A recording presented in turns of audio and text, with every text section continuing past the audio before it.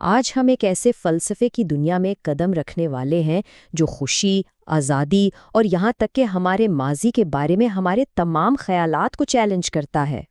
یہ ایک ایسا نظریہ ہے جو شاید زندگی کو دیکھنے کا انداز ہی بدل دے۔ تو چلیں ایک بہت ہی بنیادی سوال سے بات شروع کرتے ہیں۔ ایک ایسا سوال جو آج کل کی سائیکالوجی کے مرکز میں ہے۔ کیا ہمارا آج ہمارے کل سے طے ہوتا ہے؟ کیا ہم واقعی اپنے ماضی کے تجربات کے قیدی ہیں؟ دیکھیں، جب بھی نفسیات کی بات ہوتی ہے تو دو نام فوراً ذہن میں آتے ہیں، فروئڈ اور زیونگ۔ لیکن ان کے ساتھ ایک اور بڑا نام تھا، الفریڈ ایڈلر کا، جنہوں نے کچھ ایسے انقلابی نظریات پیش کیے جن کے بارے میں کہا جاتا ہے کہ وہ اپنے وقت سے 100 سال آگے تھے۔ اچھا، تو چلیں سب سے پہلے اور سب سے بڑے متھ کو دیکھتے ہیں جسے ایڈلر چیلنج کرتا ہے، اور وہ یہ خیال ہے کہ ہم سب اپنے ماضی کے تجربات کے غلام ہیں۔ اب یہاں پر ایک بہت ہی دلچسپ فرق ہے۔ فرائیڈین سائیکالوجی، جسے ایٹیولوجی کہتے ہیں، وہ ہر چیز کی وجہ ماضی میں ڈھونڈتی ہے، لیکن ایڈلر کی ٹیلیولوجی بالکل الٹ ہے۔ وہ ماضی میں نہیں بلکہ حال میں کسی عمل کا مقصد تلاش کرتی ہے۔ یعنی یہ سوچنے کے انداز میں زمین آسمان کا فرق ہے۔ اس کو ایک مثال سے سمجھتے ہیں۔ فرض کریں کوئی شخص ہے جو خود کو کمرے میں بند کر لیتا ہے۔ فرائیڈ کی سوچ کہے گی کہ شاید ماضی میں کوئی برا واقعہ ہوا ہوگا، لیکن ایڈلر کا نظریہ سوال کو ہی بدل دیتا ہے۔ وہ پوچھتا ہے، اچھا، باہر نہ جانے کا مقصد کیا حاصل ہو رہا ہے؟ اور بس یہیں سے پوری کہانی بدل جاتی ہے۔ تو دیکھیں، اس کا مطلب یہ نہیں کہ اس شخص کی بے چینی اور خوف اصلی نہیں ہے، وہ بالکل حقیقی ہے۔ لیکن ایڈلر کا کہنا ہے کہ یہ احساسات لاشعوری طور پر ایک مقصد حاصل کرنے کے لیے پیدا کیے گئے ہیں، اور وہ مقصد ہے خصوصی توجہ حاصل کرنا۔ اور یہیں پر ایڈلر کا سب سے متنازع اور انقلابی خیال سامنے آتا ہے۔ ایڈلیرین سائیکالوجی کے مطابق صدمہ یا ٹراما جیسی کوئی چیز ہمارے اعمال کا تعین نہیں کرتی، یعنی کوئی بھی تجربہ اپنے آپ میں اچھا یا برا نہیں ہوتا۔ ایڈلر کا یہ قول اس پورے نظریے کا نچوڑ ہے۔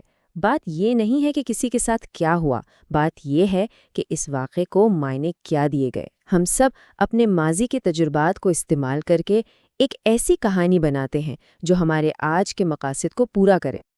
اچھا، تو اب آگے چلتے ہیں اور ایک اور بہت عام خیال کو دیکھتے ہیں جسے ایڈلر چیلنج کرتا ہے، اور وہ یہ ہے کہ ہمارے جذبات ہمارے قابو سے باہر ہوتے ہیں اور بس ہم پر حاوی ہو جاتے ہیں۔ ذرا اس صورتحال کا تصور کریں۔ ایک ماں اپنی بیٹی پر بہت غصے میں چیخ رہی ہے۔ اچانک فون بجتا ہے۔ بیٹی کی ٹیچر کا فون ہے۔ ماں کی آواز فوراً بالکل مہذب اور پرسکون ہو جاتی ہے۔ جیسے ہی فون بند ہوتا ہے، وہ دوبارہ اسی غصے سے چیخنا شروع کر دیتی ہے۔ تو اس کا مطلب کیا ہوا؟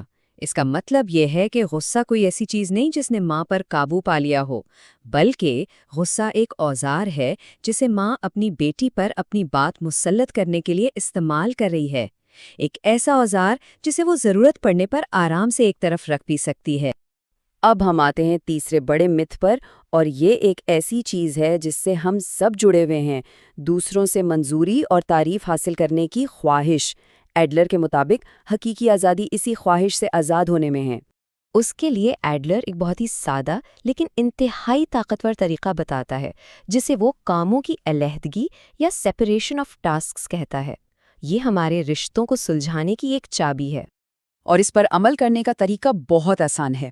بس اپنے آپ سے یہ ایک سوال پوچھنا ہے کہ جو بھی فیصلہ کیا جا رہا ہے، اس کا حتمی نتیجہ آخر میں کس کو بھگتنا پڑے گا۔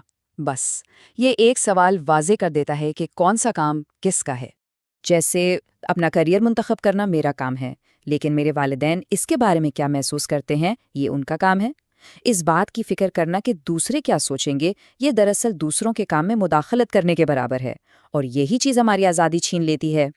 ایڈلر تو یہاں تک کہتا ہے کہ زندگی میں رشتوں کی تمام پریشانیاں یا تو دوسروں کے کاموں میں دخل اندازی کرنے سے پیدا ہوتی ہیں یا دوسروں کو اپنے کاموں میں دخل اندازی کرنے دینے سے۔ اگر صرف اپنے کاموں پر توجہ دی جائے تو زندگی بہت آسان ہو سکتی ہے۔ تو یہ ساری باتیں ہمیں کہاں لے جاتی ہیں؟ یہ سب ہمیں اس نتیجے پہ پہنچاتی ہیں کہ خوشی ہو یا ناخوشی، یہ حالات کا نتیجہ نہیں بلکہ ایک انتخاب ہے، ایک ایسا انتخاب جس کے لیے ہمت کی ضرورت ہوتی ہے۔ ایڈلر کے مطابق اکثر لوگ اپنی زندگی اس لیے نہیں بدل پاتے کیونکہ ان میں قابلیت نہیں ہوتی، بلکہ اس لیے کہ ان میں ہمت نہیں ہوتی۔ ناخوش رہنا اکثر زیادہ آسان اور محفوظ لگتا ہے کیونکہ وہ ایک جانی پہچانی کیفیت ہے۔ زندگی بدلنے کے لیے نامعلوم میں قدم رکھنے کی ہمت چاہیے، اور یہ خوفناک ہو سکتا ہے۔ اور یہ کال اس پوری بحث کو سمیٹ دیتا ہے۔ اہم یہ نہیں کہ زندگی نے ہمیں کیا دیا ہے، اہم یہ ہے کہ جو کچھ بھی ہمیں ملا ہے ہم نے اس کا استعمال کیسے کیا۔ اصل طاقت ہمارے انتخاب میں ہے۔ تو آخر میں بات یہ ہے کہ خوش رہنے کی ہمت دراصل ناپسند کیے جانے کی ہمت ہی کا دوسرا نام ہے۔ یہ اپنے اصولوں پر جینے، اپنے کاموں پر توجہ دینے اور اس بات کی پرواہ نہ کرنے کی ہمت ہے کہ دوسرے کیا سوچیں گے۔